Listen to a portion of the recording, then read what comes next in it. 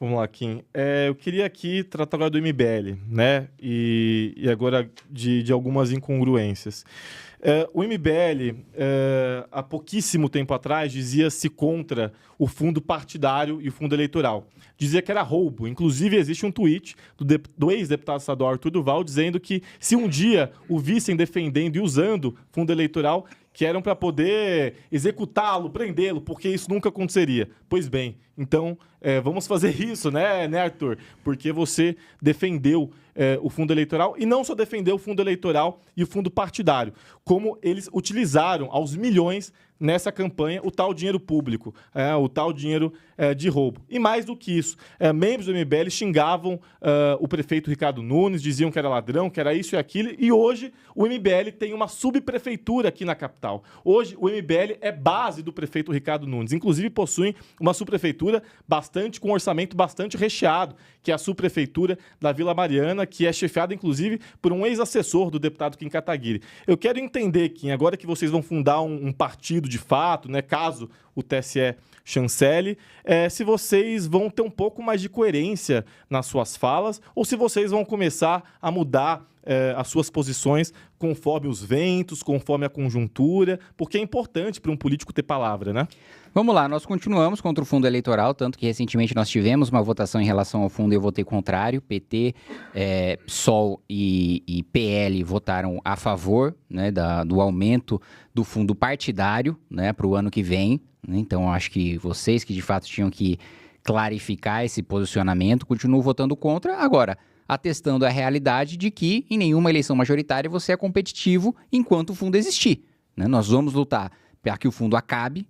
Eu apresento todas as emendas e os projetos para diminuição, né, do fundo. Agora, enquanto o fundo existir, nós não somos competitivos, né, em eleições majoritárias ou mesmo em eleições dos estados do Norte e do Nordeste, né, se nós não formos competir com outros que estão utilizando o fundo no talo. E, aliás, assim, nem é algo que nos beneficia, mesmo porque nós acabamos de fundar um partido político e nem sequer vamos ter acesso a fundo partidário na primeira eleição. Então, assim, é de fato uma defesa pragmática. Eu não escolho quais são as armas permitidas no Coliseu. Se eu sou contra o uso de uma massa dentro do Coliseu, eu não vou me abster de utilizar essa massa e ser massacrado pelo outro enquanto as regras do jogo não mudam, né? Outro ponto, né, em relação a Ricardo Nunes. A nossa questão com o Ricardo foi muito simples, né? Meu partido não deixou de disputar a eleição, isso nunca mais vai acontecer porque agora nós temos uma casa própria, nós temos um partido próprio, e eu coloquei como duas condições o nosso apoio à candidatura do Ricardo Nunes. Um ponto foi o apoio ao projeto Sonho Grande, você mandar os melhores alunos da escola da rede municipal para visitar a NASA e para receberem premiações e se motivarem, né, a estudar mais, a buscar novos horizontes, a ver que aquela realidade que eles foram criados e que eles vivem não precisa ser a realidade delas para o resto da vida.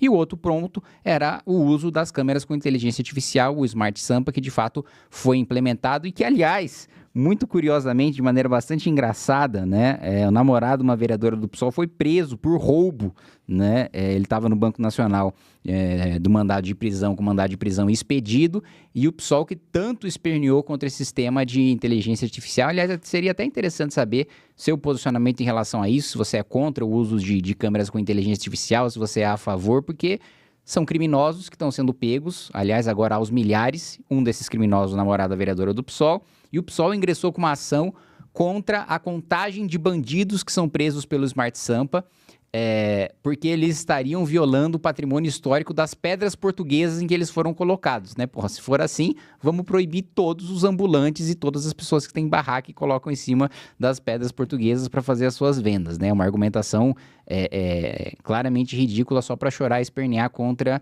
uma política pública que está funcionando. Vamos lá, Kim. Você trouxe a questão da competitividade, que sem fazer uso do fundo eleitoral e fundo partidário, vocês não seriam competitivos diante daqueles que utilizam o fundo. Mas espera aí, o deputado Arthur Duval não foi o segundo deputado mais votado do estado de São Paulo para deputado estadual nas eleições de 2018? Você não foi um dos deputados mais votados sem a utilização do fundo eleitoral e do fundo partidário?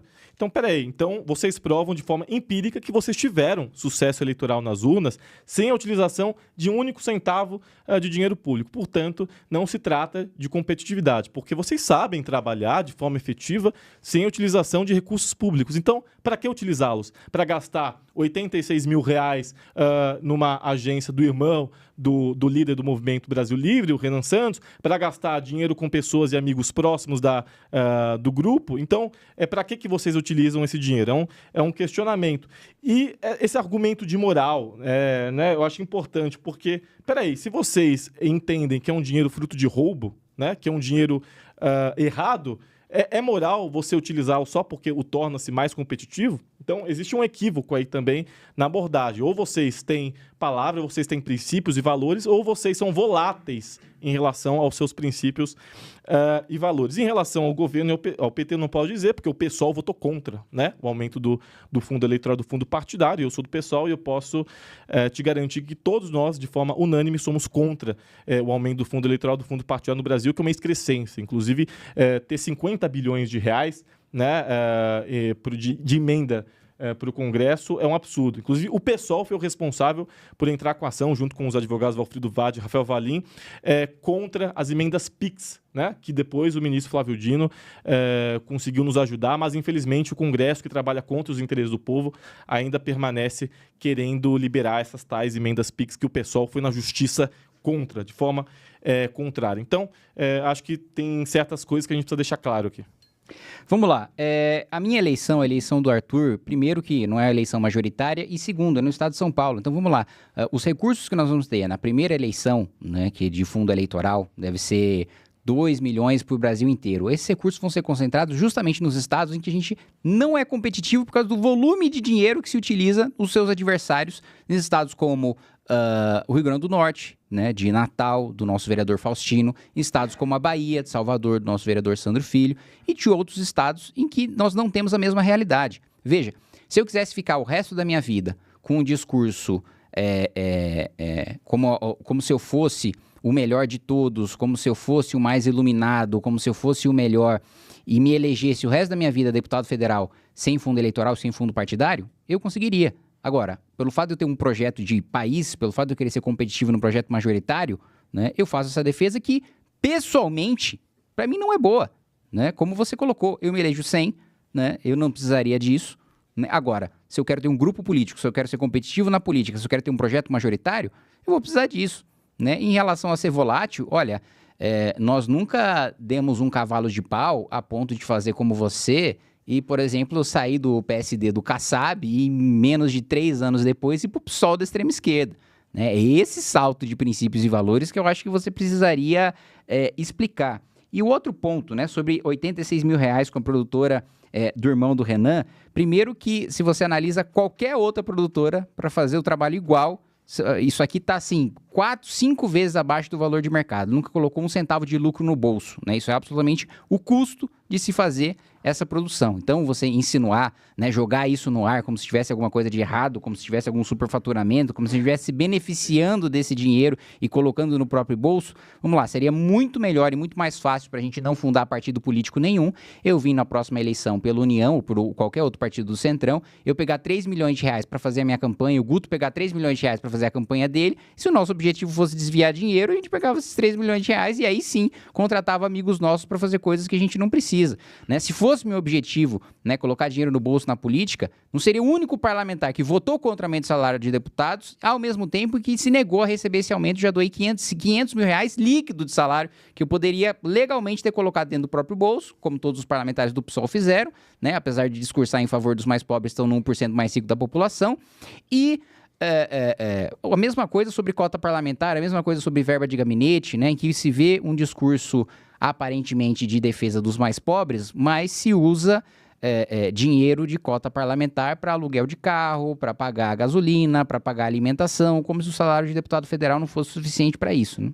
Bom, é importante destacar que o PSOL também votou contra o aumento do número de deputados e contra o aumento salarial dos parlamentares. Então, também é importante destacar isso. Mas colocou no bolso.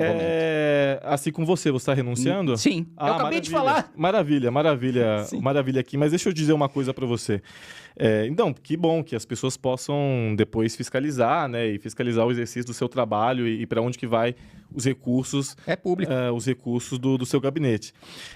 Em relação a essa questão do fundo, eu de forma alguma acusei irmão do Renan de ter cometido crime. Só eu acho bastante curioso você usar a justificativa agora, que você destrinchou. Primeiro que você fez um malabarismo para explicar por que vocês eram contrários à utilização do fundo e vocês passaram em pouquíssimos anos a utilizar. Isso é uma mudança de discurso, isso é uma mudança de posicionamento, né? Então, é importante destacar isso.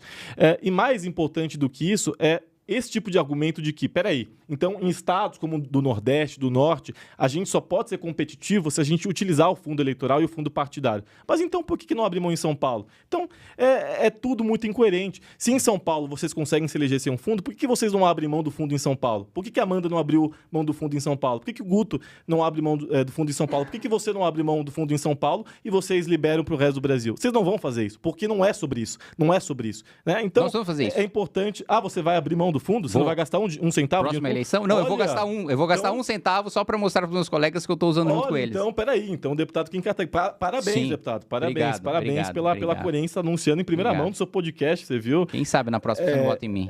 Você não viu para que não vai usar um centavo de dinheiro público. Em relação ao Smart Sampa... Não, vou usar um. Eu não disse que não vou usar nenhum. Vou usar um centavo. Em relação ao Smart Sampa, é importante destacar uma questão. Você deve ter visto que um rapaz negro, um rapaz periférico, foi preso por engano por conta do sistema facial do Smart Sampa. Por que você não diz que existem esses casos? Que pessoas